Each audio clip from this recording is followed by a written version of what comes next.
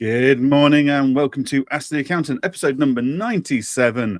3 weeks away from the big 100. Probably ought to start planning something for that, right? As always, you join me on a Monday morning live at 8:30 in the morning. We are here to talk all things industry, tech, and whatever else is going on that we want to have a chat about. Today, you can notice Aaron hasn't come back from his holidays looking a bit rough. Clive is here. Clive, welcome from all the way from Ireland. So, Clive, say hello, introduce yourself, tell us where you're from, what you do. Thanks very much, Johann.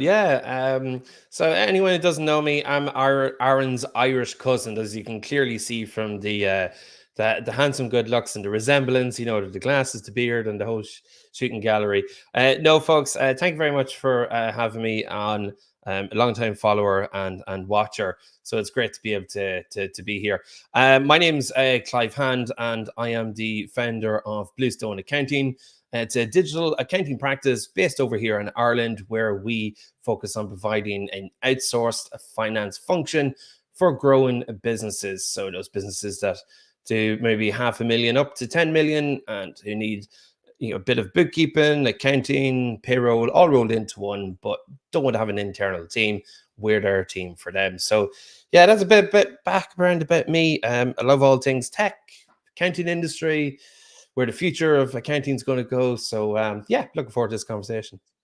Fantastic. Looking forward to having this conversation with you.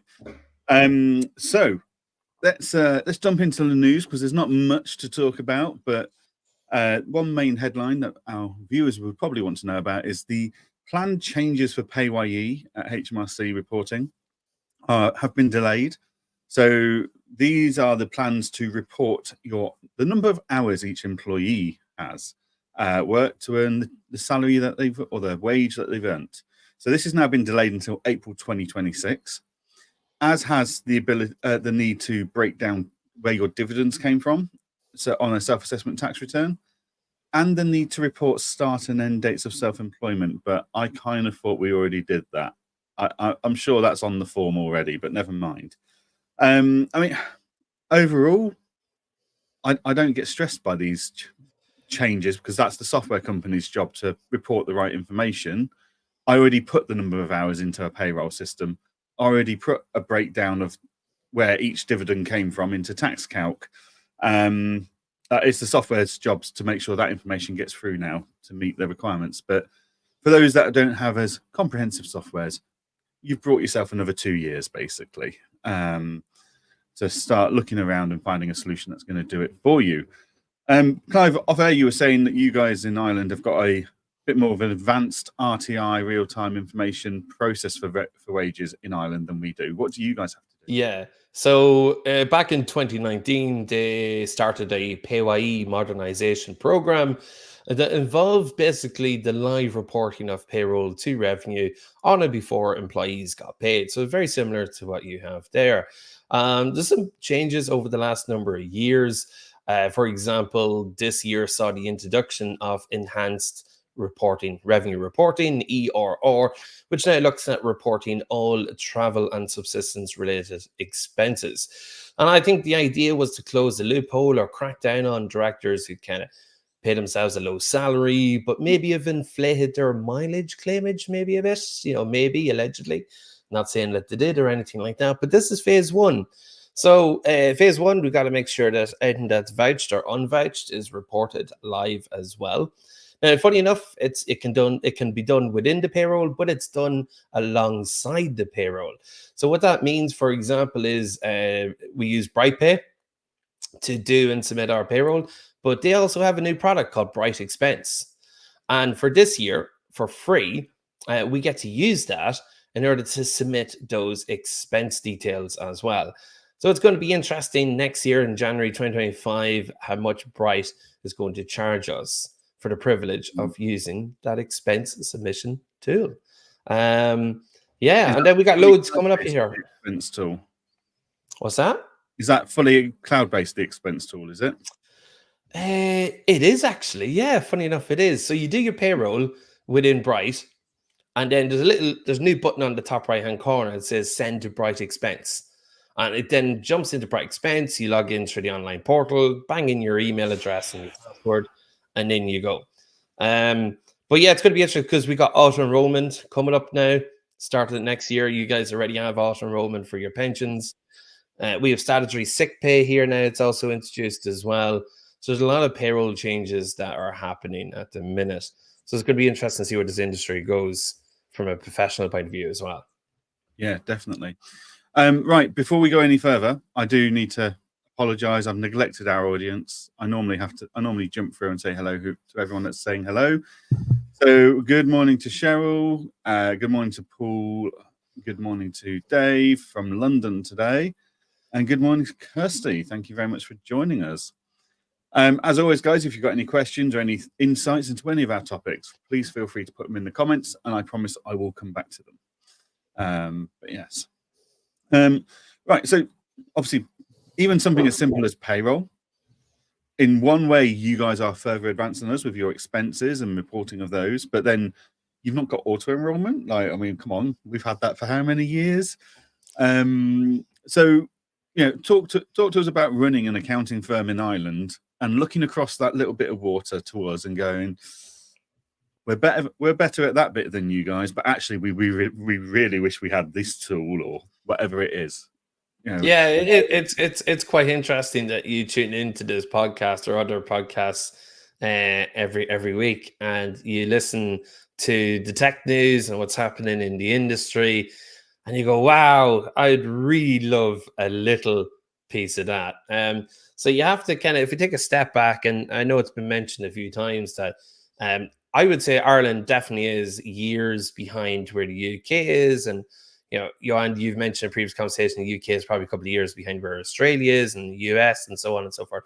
There's this always kind of catch-up approach. But the thing is, when we're in Ireland, and it's a bit like Tim's conversation last week in Guernsey, so close. We are so close to you guys that it's so hard to ignore, right? Like for me, I'm in the northeast of Ireland, literally 15 minutes up the road. I'm in Northern Ireland, which is the UK. Oh, gee, that probably won't go down well for me later on. But anyway, but point being is, because I'm so close to it, I get to see both sides of the fence, right? So, I was doing payroll for the UK, did the auto enrollment, set up the nest, the pensions, the whole shooting gallery. So I could do both. And when you do both, you get a nice privilege to see what the pros and cons or the benefits are, who's winning and who is losing. So in Ireland, just to add to that as well, it's very traditional when it comes to accounting services. I have an accountant. He does my books once a year. I bring in any old rubbish to him, and I see him about a month or two later. I don't know why it takes him so long, by the way. But then he rings me up, and we have a phone call, and I go in, we have a meeting. He tells me what my tax bill is. He gives me my other bill, and off we go, and I'll see him next year. What we do as a service, providing an outsourced finance function, is a pretty new concept, but it's really good to see that it's a growing concept here in Ireland. Now, like recently, I just went and had a chat with a cafe owner in town here recently, and he's got a new square till, pretty cool. So I was asking him, does it connect up to his accounting software? And he's like, no. And I goes, all right. I goes, oh, what accountants are you using? And he told me the name of the firm, and he said, oh, I'm using them because that's what my dad used, right? All right. And he goes, oh, I'd like to get connected, but that's not what they do, you know? And unfortunately, it was when I left afterwards, I goes, hold on a minute. I could go back in and help him set up all his systems and let his accountants then do the year-end work. So I might do that. But the point is, we don't have the systems, the technology, and the expertise to deliver the same type of efficient services that you can in the UK. And that's a hamstring, right?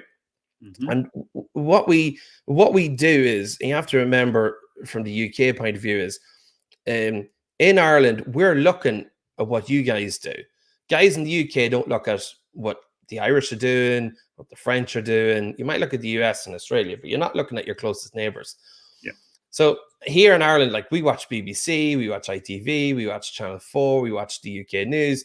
So we effectively feel part of the the whole ecosystem in a way, especially when it comes to accounting and technology and software like that. And then you go, oh, okay, what about us over here? You new release, right? Not available in Ireland. All right, okay. And you feel left out. And the reason is you just can't deliver the same efficient services as you can in the UK. And so you try, and then it kind of it gets to a point where it can't break through that glass ceiling, and that's where the frustration is. But I think with the more services that are coming on like mine across Ireland, it's starting to become harder and harder for software vendors in the UK to ignore what we're trying to do here, and to say, oh, hold on a minute, we've got this potential market of a couple of million extra users, businesses that are available on our doorstep, a half an hour's flight away. Let's go and explore this. And it's through conversations like this we're building that awareness with these vendors, and they're coming over and having conversations. And when they're having those conversations, they're realizing, hold on a minute, Ireland's not that much different than it is in the UK. And we're going, yeah, we know. Why? Because we just copy everything that you guys do anyway, right? VAT, payroll, legislation. It's very, very similar. Well, it's all driven by EU level anyway now at this stage. But it's very, very similar. And we're seeing more and more coming over here, which is brilliant. But it's not enough. In terms of like integrations, for example, it could be a real struggle. So the client there 2 weeks ago is using Pleo for their expense management, and it works really, really, really well. I need a phone call with Revolut. And Revolut said, oh, we can do expense management. It's only €5 a month versus Pleo's 35. And he's like, oh, I want to move over. And I goes, you can't. I goes, Revolut doesn't connect with QuickBooks. It does with Xero, but doesn't, So he's like, I'm doing it anyway. I was like, okay, let's figure out a workaround here, okay? Yeah. And then little things like, what else we thought? Oh, Go Cardless. Brilliant piece of equipment, tool. Does it work over here? Yeah, but now QuickBooks. So it depends. It really depends, like who you're talking to or working with, like modular as well. So you're asking all these guys to come over, and then they have to work out the use case or the business case for developing an Irish version of the product.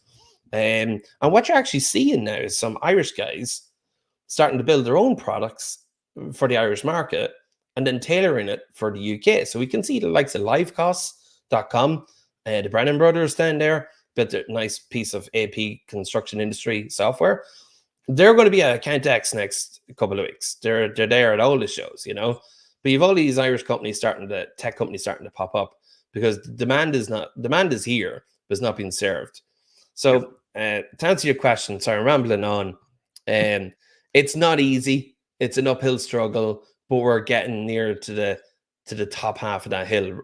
We're not at the base level anymore, which is good, but we'd still like a little bit better. Anyway, I'll be quiet.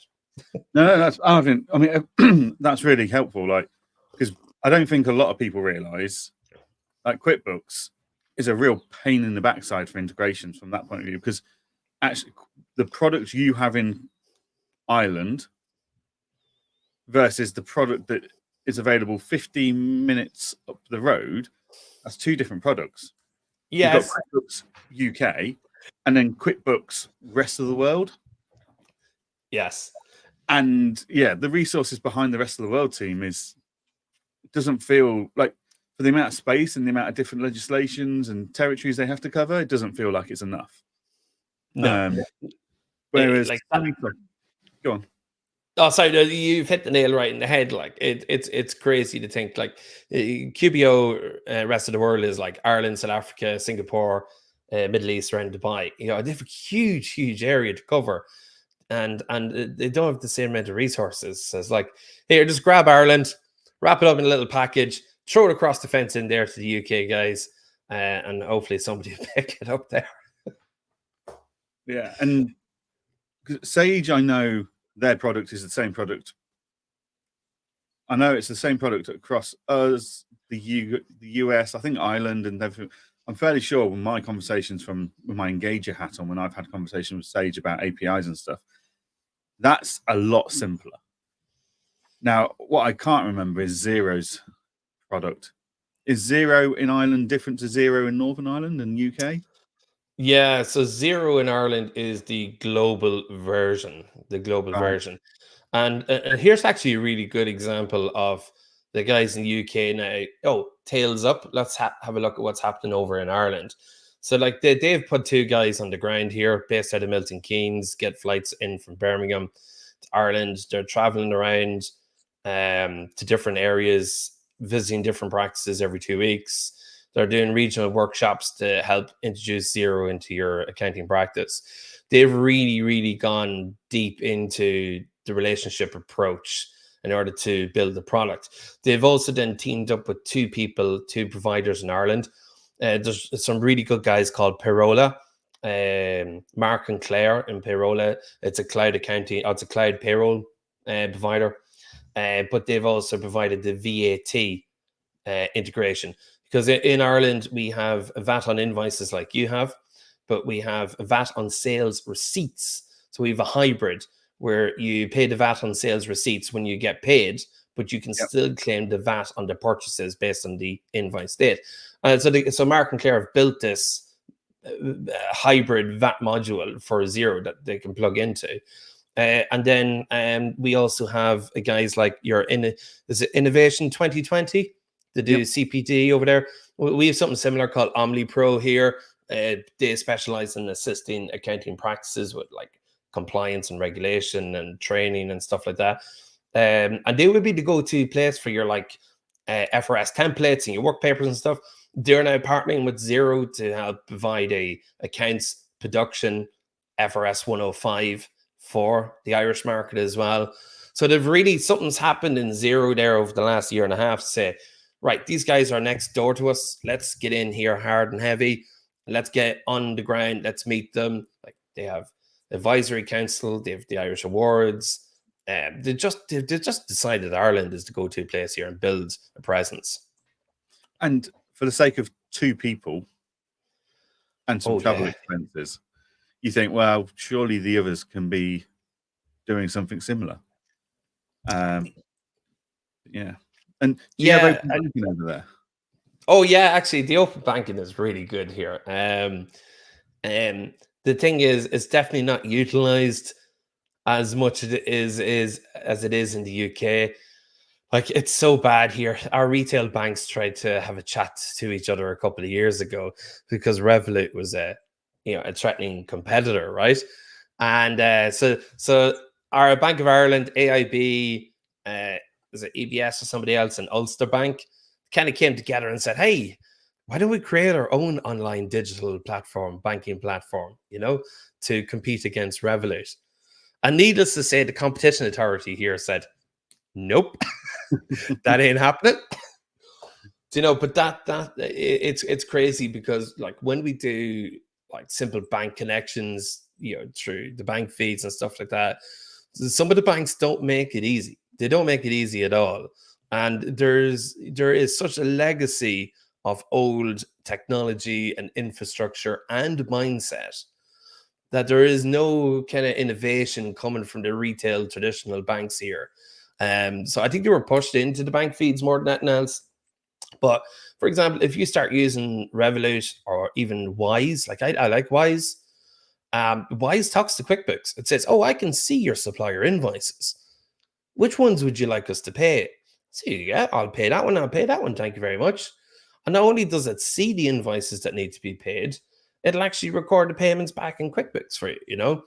Yep. I just think banks are just missing the trick. What I would like to see in open banking going forward is the ability to pull down the bank statements as well from clients' accounts instead of sending out this repeating email every month.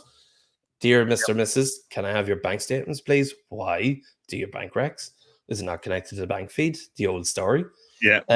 So I was talking to the banking team in Intuit there a couple of months ago because they moved the banking authorizations from their French entity to a new Irish company. I said, "Is this possible?" I said, "It's something that they're working on." So that was pretty cool to hear. Yeah. But yeah, look, it is getting better. There's still challenge. There is a tech company here in Ireland, two sisters from Goldman Sachs, Porsche and India. They have a company called Zelda. It's spelled XELDA, and they've done a really good job. I just think their marketing approach is wrong. They're trying, so basically it does AAP and AR with a digital bank account in the middle, right? AAP, AR, a digital bank account in the middle. Upload your invoices, OCR, all of that good stuff, order approval and all that sort of jazz. But they're trying to sell it to businesses, one business at a time, right? As opposed to partnering with accountants like ourselves who can then promote it and sell it to the clients, you know. But I said to them, you got to get over to Accountex. You got to get to the UK market because it'll do well over there, but it won't do well here because we're just not up to that level yet, you know. But we're getting there. We're getting there. Yeah, the early adopters might be starting to embrace it, but that's that bell curve could be a 5-year bell curve, and have they got the funds to survive a 5-year gradual uptake? That's the question. Well, that's it too. Like it is a bit on the more pricier side, but I think it offers great value. Like all of these tools offer great value. Like I seen a post on LinkedIn there during the week about, I can't remember what software it was. It was like £10 a month. I can't remember what it was. It's like £2.50 a week. Will you go away? And it's something like for non-VAT, for small self-assessments, sole traders that are not VAT registered.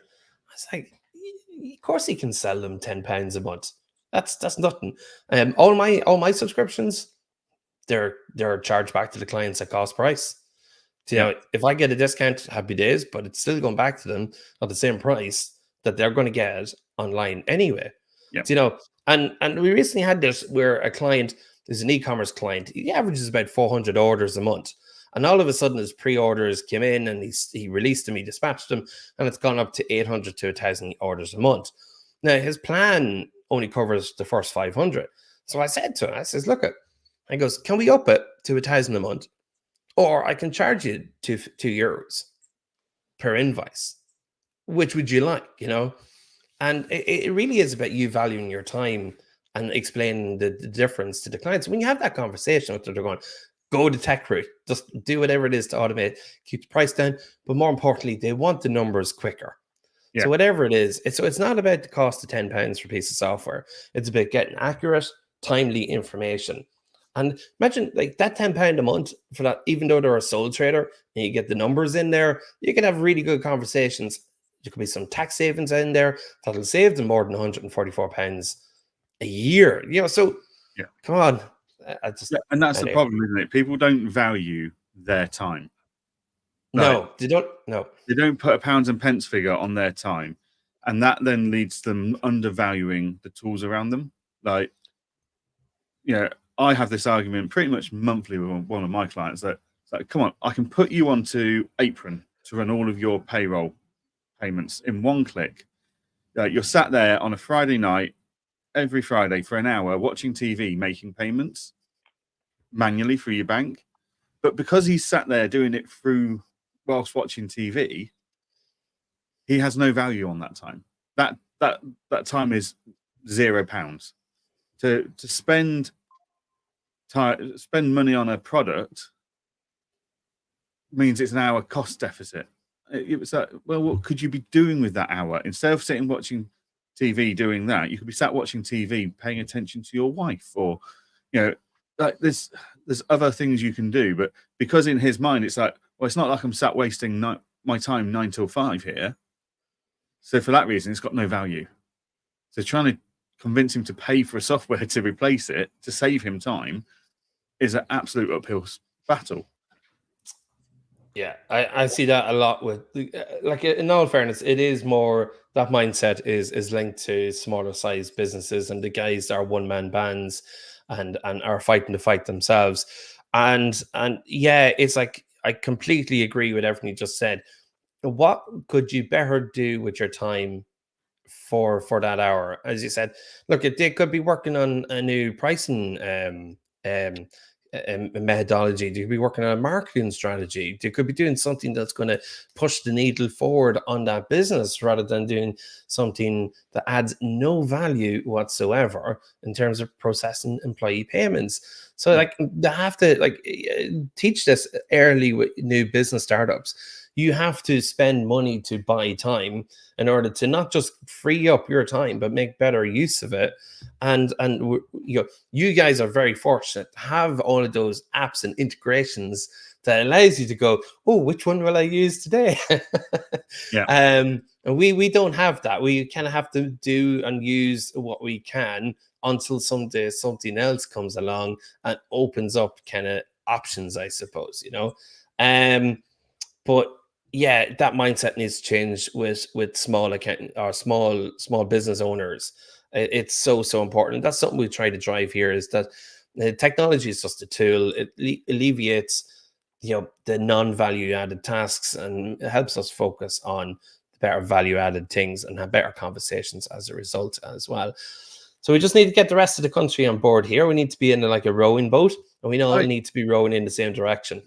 It sounds like you guys are very much where you are today, where we were in the UK 5-8 years ago. Like when I first came into the industry in 2017, it was very much like there was a movement to modernize the accounting and bookkeeping services and the perception of this industry. That in that time we've gone from suits and ties at conferences all the way through to hoodies and jeans at conferences, and all of that good stuff. But I think what held us back then was the technology just didn't exist. What's more frustrating for you guys is that you're trying to do what we've already done, and the technology exists. It's just not available in your geographical area. I think that's the biggest challenge there, is that I can see it. It's there. I can touch it. I can literally touch it. I can get on a boat and go and play with it. Or I can drive 15 minutes up the road and go and play with it. I just can't get it across the border. It's like there's two towns in between us, Dundalk and Castleblaney. And if you drive from Dundalk to Castleblaney, as you're driving to Castleblaney, the sat nav says, "Oh, you're now in the UK," and everything is in miles per hour rather than kilometers. And then a couple of miles later, it says, "Oh, you're in the Republic of Ireland. Everything is in now kilometers per hour." And literally, when you touch it and you're so close to it, it's very, very, very frustrating. It's like, why can't you just build an API? Like, what's going on here, guys? We speak the same language. We use very similar tax rules. Everything is very, very similar. It can be quite frustrating at times. But look, as I said earlier on, we're climbing up that hill, and we're getting there, and it will come, which is ridiculous when you think about it, because Ireland is seen as like a tech hub, really, right? Yep. But not in the accounting industry. Like Stripe. Let's talk about Stripe for a second. Two brothers from Limerick. Yeah. There's also like Google have their headquarters here, Microsoft. Like Microsoft and Amazon go to tech companies in Ireland. Oh, you want to start a tech company? No problem. Have some free server space for the next 24 months. Oh, do you need some mentoring and help? No problem. Let's get our engineers in here and help you build a product. Yeah, but they're building great products, but just not in the accounting industry here for some strange reason. Yeah, so look, it's getting better. Look, at the alternative is I just moved to the UK, right? It's like I was over. Yeah, well, somewhere a wee bit warmer, maybe. You're up there in Edinburgh. I was like, oh, crikey. No, we went for a short break to family over in Surrey there last week, and we just took the kids out for mini golf on Sunday morning. We were driving around, and I seen this lovely building, and I had like, I don't know, the name of an accountancy firm over it. And I was like, oh, interesting. What would life be like in the UK as an accountant and a tech guy? Would it be easier? Would it be better? It's hard to know, but it'd be so much easier to put together a package of services and how you would deliver those services and the tools that you would do, absolutely. And then you go, well, we're so close to the UK, like surely we would just, like, I have a UK practicing license. I was like, that bit's sorted. Just jump in there with some CIPP certification and refresher and tax and stuff like that. And we've same accounting rules, for God's sake. Exact same, Yeah. So maybe, who knows? Yeah, Edinburgh is not warm. I was saying to my wife, it's like, I woke up this morning, you couldn't see across the road through the mist. It's been raining for the last 2 hours. And I think it's been 3 weeks now since I last wore a t-shirt only outside. it's August. Well, it was. It's now September. Like, I shouldn't have to put on a long sleeve top in August. Yeah, it's not been a good summer. Yeah, I think this is the whole point of one of the reasons why I started this business. Was a couple of freedoms. Yeah, freedom to work wherever you want, and that's kind of still the approach. The approach is to build a business and to have that freedom. So I would imagine I would have remote working staff, not necessarily in an office. There's pros and cons to having people in an office, especially trainees, and to learn and experience what's going on around them, and that shoulder to shoulder approach to learning. But yeah, like it shouldn't matter if I'm in Ireland, in Spain, Portugal, the UK. To deliver services in the UK, it would be a lot easier than delivering services in Ireland, that's for sure. But it's like, it's crazy because it just popped into my head there. So I do conversions and setups and training to QuickBooks Online. And I had an accountant call me there a couple of months ago saying a client of theirs is on a piece of software. It's not working out for them. They want to go on to QuickBooks. And so I've now set them up, okay, which is funny. So they have an external accountant, an internal accountant, somebody like me who visits them 1 day a week, right? And then there's me, and she calls me the systems accountant because I set them up. And I was like, funny, this client is now using 3 accountants. Yeah, like that's crazy. An external accountant who doesn't understand QuickBooks, internal accountant 1 day a week to do the bookkeeping and management accounts and payroll, and then there's me who's now come in for the last 2 months to get them set up and running on QuickBooks Online. And it's like, and it goes back to the cafe owner actually when I think about it now as well. He'd like to get his system set up, get real-time information, what he's selling, and is 9 o'clock in the morning my best time to sell coffee, or is it 3 o'clock in the afternoon? But there's just that reluctance to change. And I think in the UK, now, Johann, you can tell me if I'm right or wrong here, but I always had this perception in the UK, business owners see accounting services more as services rather than Ireland, where it's like baptism. Once you're baptized into an accountancy practice, you're there for life until you're 8 years ago. It used to be like that in the UK, but now it is about service, support, etc. I mean, you still come across the odd person of, I've been using this person because that's who my dad used. Like, it's still out there, but it's nowhere near as prevalent as it used to be. Yeah, I think that's a big challenge over here. There's very much like over here, a lot of networks is based around the local kind of football club, like the GAA over here. And I think what's really important is that, they talk to each other and say, who's your accountant? Oh, I use Barry in town. He's great. But is he really? Like, how do you know what a great accountant is, And I see this more and more. It's like you get phone calls going, I have an external accountant that does a year-end books, but he doesn't know much about QuickBooks. Can you give us some training or set us up on QuickBooks? And then you say, well, hold on a minute. Now I've looked at your bookkeeping. There's a lot of mistakes in here. The quality is not great, but who's checking on that for them? It's ridiculous. So I think as we talk about this more and more, this industry in Ireland is changing. And I've had conversations with some accountants that are near the end of kind of like their careers. And it's like, right, let's start digitalizing your practice. Like you've literally 3 rooms of filing cabinets here. We could digitalize your practice. And I'm like, no, I've been doing this 40 odd years. I'm not changing now, Yeah. And they're like, well, what are you going to do then when you retire? It's like, I'm going to sell the business. And it goes, you're not going to have a business to sell here. You may have clients, but you're not going to get the value you think from these clients when you sell them. Because the way your systems are set up at the minute and the bad habits that your clients have. So they're actually doing themselves an injustice, I think, as well. As the model itself changes, you have a whole raft of these accountancy practices that are going to come up for sale in the next 10 years. And they're not going to get the value and the return that they're expecting because they haven't digitalized or brought their business into the future. Absolutely, yeah. I've had conversations like that at many an event saying, look, I get why you don't want to modernize, because what's the point? You've only got a year or 2 left. But if you want maximum value for your business, then you need to modernize. So, yeah, chicken and egg situation in many cases. just on that point, though, what we've actually found here. So the idea was here. Let's go to all these accountancy practices and let's just digitalize them all. Okay, let's help everybody get on board. The more people are on board, the more the QuickBooks and all of these software companies will go, wow, the heat map is getting hot over here. Hard to ignore it, right? It's actually easier to digitalize their clients than it is to digitalize accounting practices. Yeah. And then these guys, like the guy we're working with there, is like, anybody wants QuickBooks, I'm sending them to you, right? So all of these guys are eventually going to go, hold on a minute. Clive does stuff with tech, and he does stuff with accounting, and he talks like in simple terms, and we have conversations more than once a year. What the heck is going on here? The clients will make the decisions for the accounting practices.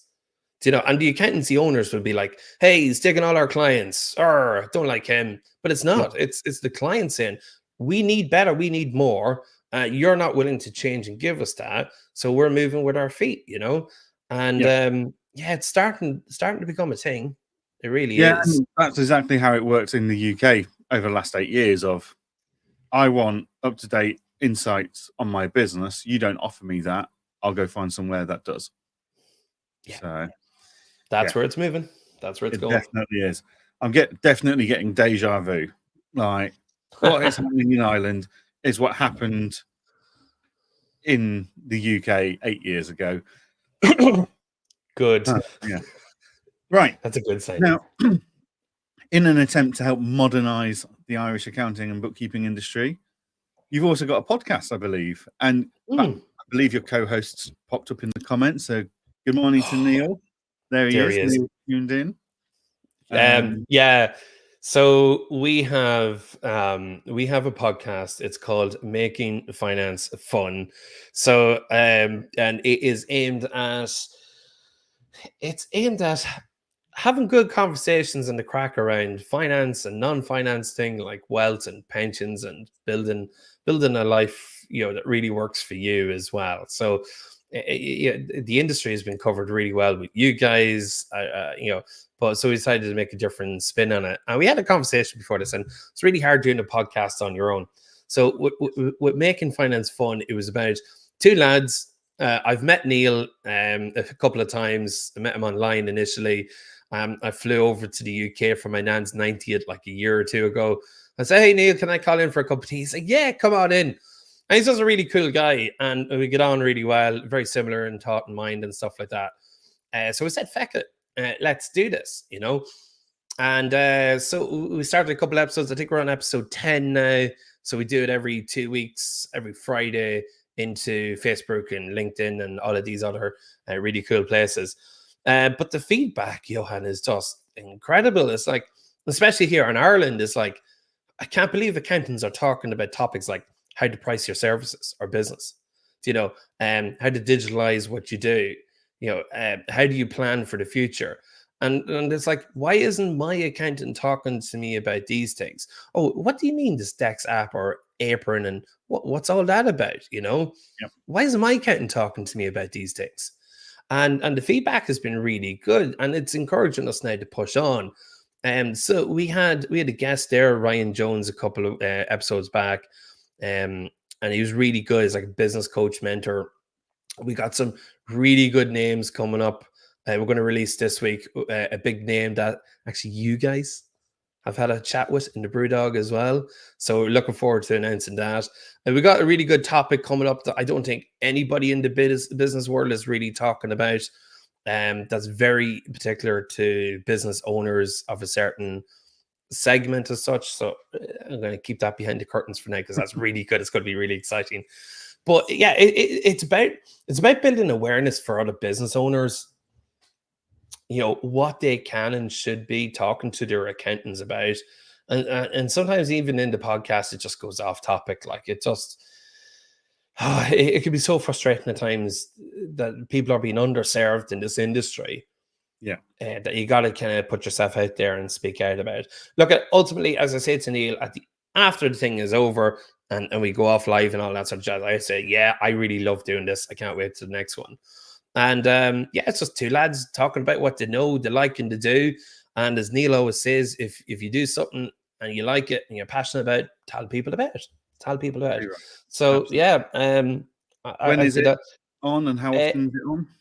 yeah, so every second Friday at 10 a.m. on our Facebook groups. So if you want to join in, Neil's is Making Finance Fun Facebook group. Mine is Ask About Business Ireland Facebook group.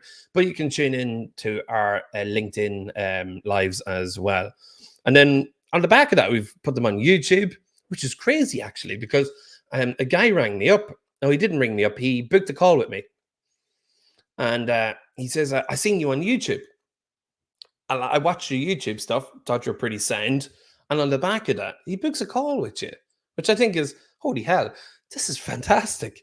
So they kind of get to know you before you even say anything, which is brilliant. And it's the way I suppose it needs to be as well, that they need to like, know, and trust you sort of thing. We've spoken about this before. Because I know if you go to a builder or something, you don't know them from Adam.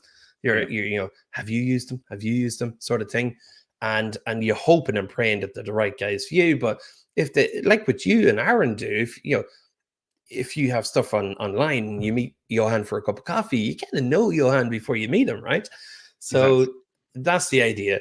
Look, it's a bit of crack. It's a bit of fun. It's talking about topics we enjoy talking to about, and sort of things we talk to clients about anyway. So why not just kind of push it out there into the big wide world of the internet?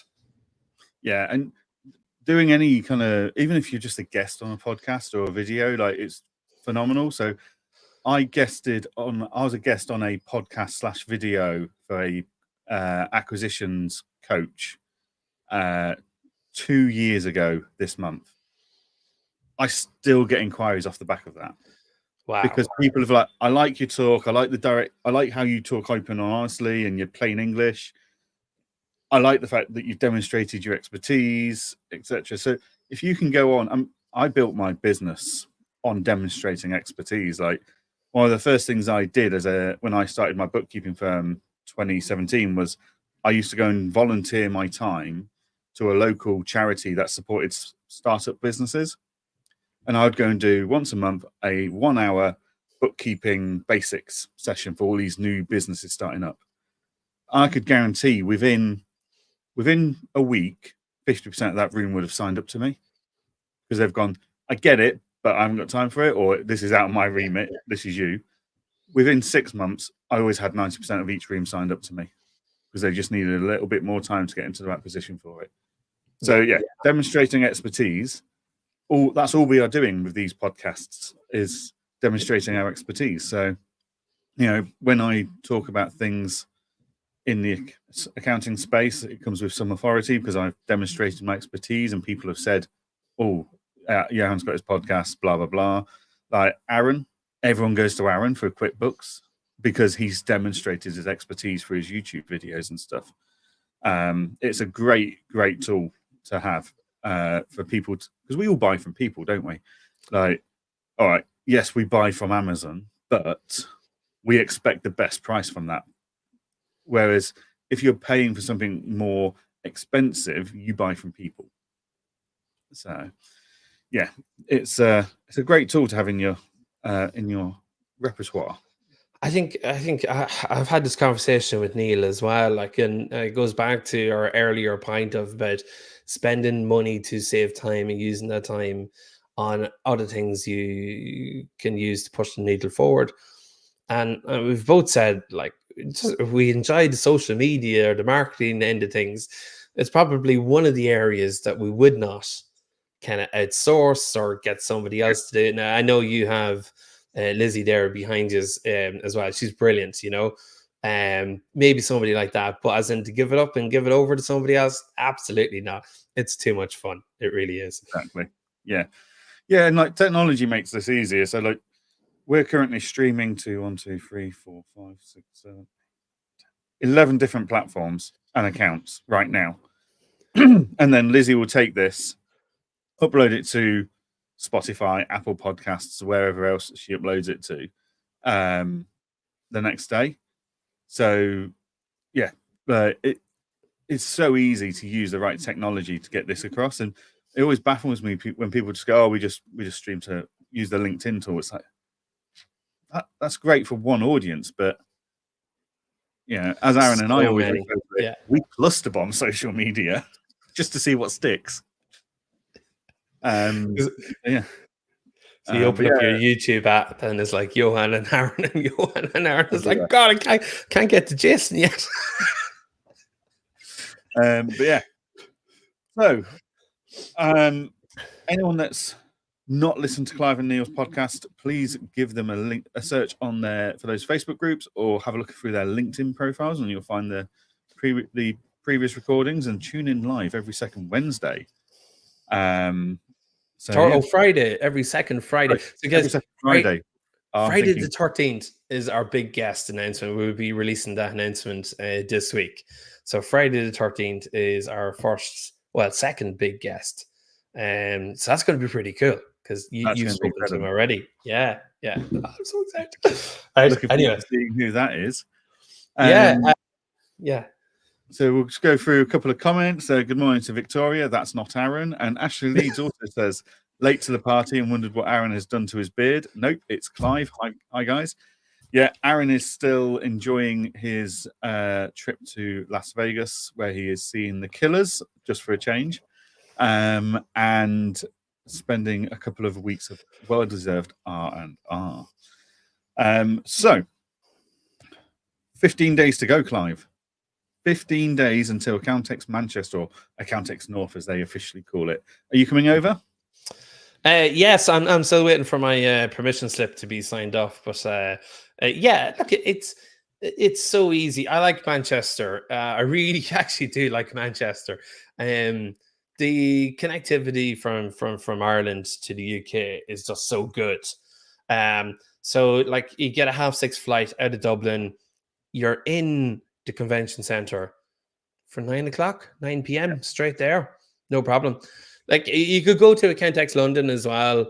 Like I've gotten to the digital accountancy show at 9:00 as well from flying out from Dublin. This connectivity is great. So anybody tuned in from Ireland, you want to go to Accountex in Manchester, Accountex North, do. It's definitely a smaller venue. Some great opportunities to talk to vendors, like more time with vendors. Talk to the likes of Aaron and Johann here as well in their podcast Pit Stop, which I see the registrations have opened for there last week. They are now open. Yep. Nice. Is there still tickets available on like Oasis? I think we sell out quicker than Oasis. But, Ooh, yes. That's what happens when you're the Anton Deck of the accounting world. True, and hopefully you have no dynamic pricing on your demand there as well. Well, no. Okay. No, we don't charge for the privilege of podcast pit stops. Maybe we should. Right. Maybe that's where we're going wrong. Yeah, I just love it though that Tim's coming in from Guernsey, you're coming over from Ireland. Like we see people travel hours and hours and hours. Yet someone an hour and a half away by car says it's too far away for them. Like, oh, I'm not going there. That's 2 hours away. I want something more central. So, well, yeah, it upsets me. I think it annoys me more because I know wherever I go, I've got a 4-hour trip ahead of me, whether it's London or Manchester or Birmingham. It's a 4 hours on the train, give or take a bit. So yeah, if people like yourself and Tim can make the effort, then those that are only a couple of hours away should be making the effort as well. Yeah, stop complaining that it's not closer to you. Oh Christ, lads! Okay, it's not far, and what you need to do is you need to make a day out of it and not just go for the actual event itself. So for me and my plan this time around is to meet the vendors, build closer relationships with the vendors. And because it's a smaller venue, and I know that my vendors that I use are going to be there, it's going to be a great opportunity to have a chat with them as well, and maybe book in further calls about what's happening in terms of the product and the roadmap. So that's really important. It's a great opportunity to do that. Secondly, you get to meet up with people that you don't see in the industry, but you may talk to them on LinkedIn, you may talk to them on WhatsApp, and so on and so forth. So there's a couple of guys here in Ireland that are going over, and we'll meet up in person, and that's great to have that connection, build up that community, and have like shared valued conversations with these guys as well. So I never really see it as I'm going to travel for 2 hours to go for an event to sit on my backside and listen to talks and talk to people about their products. It's actually the other stuff that happens before and after the event that is just as worthwhile going for the event as well. So like I'll meet up with Neil there. We'll go out for dinner and have the crack as well. There's other accountancy practice owners and bookkeepers here in Ireland.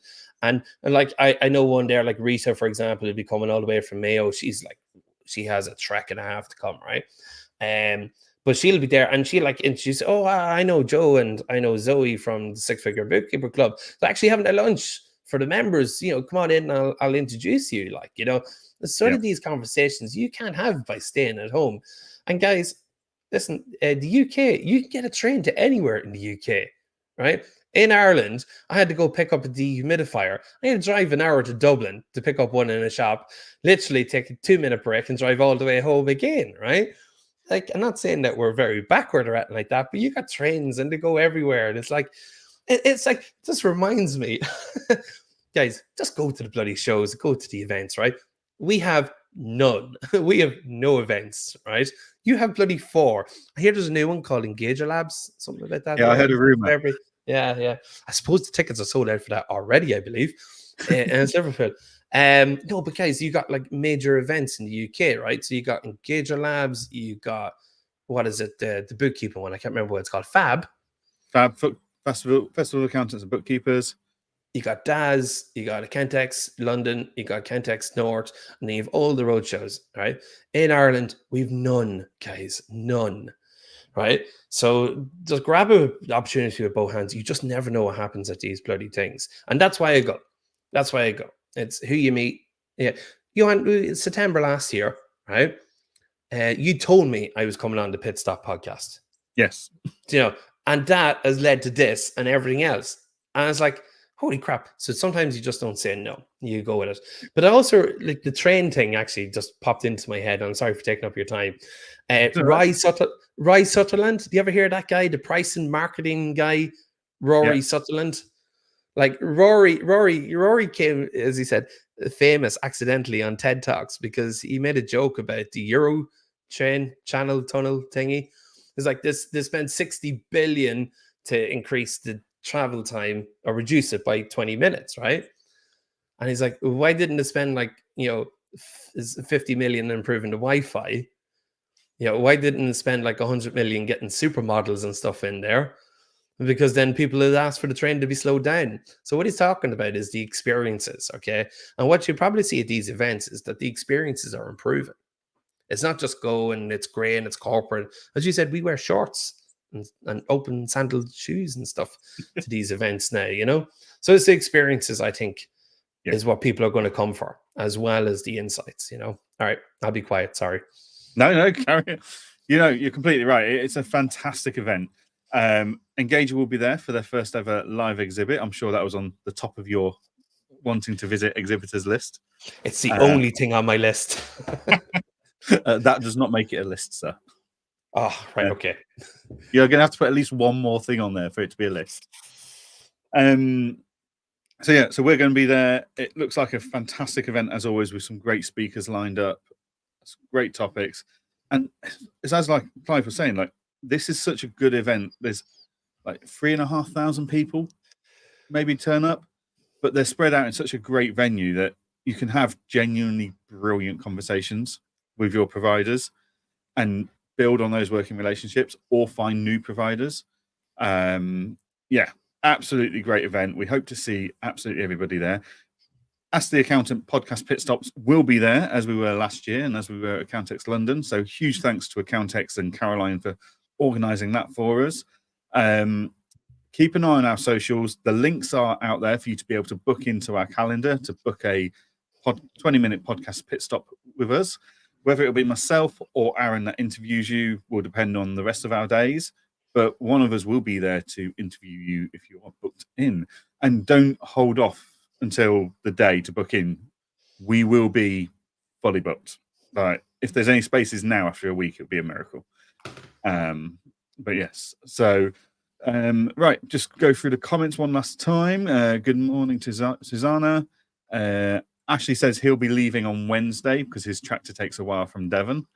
So I'm not going to comment on that because only someone from Devon can make that comment.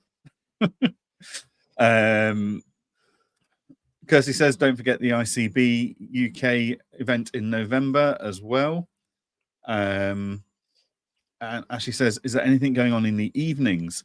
So the night of a Countex, they don't normally do anything. There'll be normally like a drinks reception right at the end for a couple of beers or glasses of wine, and that's it. Because it's a one-day event, it's less formal. There's several software vendors that will be organizing private shindigs the night before normally. So, some of the softwares will take some of their members out for like pizza and drinks and stuff like that. And I believe the digital tools for an Accrual World team are putting on an events evening for the digital disruptors, an awards evening for the digital disruptors as well. So yeah, nothing formal and official on the Accountex website, but there's normally bits and pieces going on around the place. It's a tough one because as much as I'd love to be doing stuff the night before and meeting up with people and stuff, we've got multi cameras and microphones and sound stuff to set up ready for the day before. You don't go in on the morning of a Countex North to set up then. You do not have time. You will find all the technical bugs in the world doing it that way. So yeah, we'll be in there setting that up. And then I think the client engager team are going out for a beer and a burger after the event to debrief and go through everything. And we all work remotely, so we don't get to say hello to each other very often in person. So that'd be good, especially as a full team. So yeah. And Clive, have you seen anything else going on in the evenings, or is? It depends. Like, I suppose there's no reason why, if there's a couple of ye on Facebook or on WhatsApp, you can go and arrange your own events. If you kind of go, hey, is anybody going to a Kentex in 2 weeks? Yeah, I'm going. Okay, do you fancy coming to? I'm sure you go to Manchester. You go yoga classes at 6 o'clock in the morning. I'm sure the 5 o'clock a.m. guys are up and doing something like that. So there's an opportunity for you to organize your own events as well. Yeah. Like everybody stuff. And yeah, organize it. Everybody meet at the Brewdog at 7 o'clock for burgers and a beer, whatever it may be. That kind of way. I'm staying at the Brewdog. Have you a spare room? Spare bed? No. No. Okay. All right. Fair enough. I booked that well in advance. As soon as we knew we were going, it's like, right, I'm booking my own accommodation. Does he get the one with the beer shower? Yeah, just the beer shower. Yeah, Brewdog Hotel is fantastic. Oh, thanks, rub it in there. Anybody wants to meet with me for a coffee or a beer or a burger, I'm staying in the very exclusive Premier Inn across the road. Okay. Yeah, there we go. That's a good Premier Inn. It actually is very central. It's good. So for me, like it's like get off the tram there, right? Go to Premier Inn, throw the bags in the back of the reception, walk across the road into the venue, and then your hands free for the rest of the day. Yeah, absolutely. And then jump back to the hotel, freshen up, and then head out for the night. And yeah, it's pretty cool. It's convenient. But the Brewdog would be amazing, though. Yeah, I've stayed there a few times now, and it's as soon as I know I'm doing anything in Manchester, like Brewdog, straight away, straight onto booking.com. Oh, yeah, very good menu. Sounds brilliant. Good. Well, Clive, thank you so much for joining me today and filling Aaron's seat and telling us all about how, in some ways, Ireland's ahead of us, and in other ways, you guys are dealing now with what we dealt with 8 years ago. Like, very much deja vu episode for me this week, but very much. It was nice to be reminded of the challenges and the place we came from as a UK industry and where we've got to. And when I'm sat there going, "Oh my God, will this industry ever change?" I can go, "Actually, yes, it can." Thank you for reminding me about that, Clive. That was You're more than welcome. very welcomed. Clive, if anyone wants to reach out to you, how can they do that? Yeah, so folks, my website is bluestoneaccounting.ie. You can find me on LinkedIn under Clive Hand, or I got a new YouTube channel. It's Clive Hand, the QuickBooks accountant. Either way, send me a message and we'll give you a shout back, folks. Thank you very much. There we go, people. Go and subscribe, follow, all of that good social media stuff. Yeah, super duper. Brilliant. Well, thank you very much, Clive, for joining us. Thank you to all of our commenters and viewers. As always, the show is kept true and honest by you being here. So thank you for joining us. And join us next week for episode 98, when Mr. Patrick will be making his return. We'll see you all next week, he says when he finds the outro. There we go. Goodbye.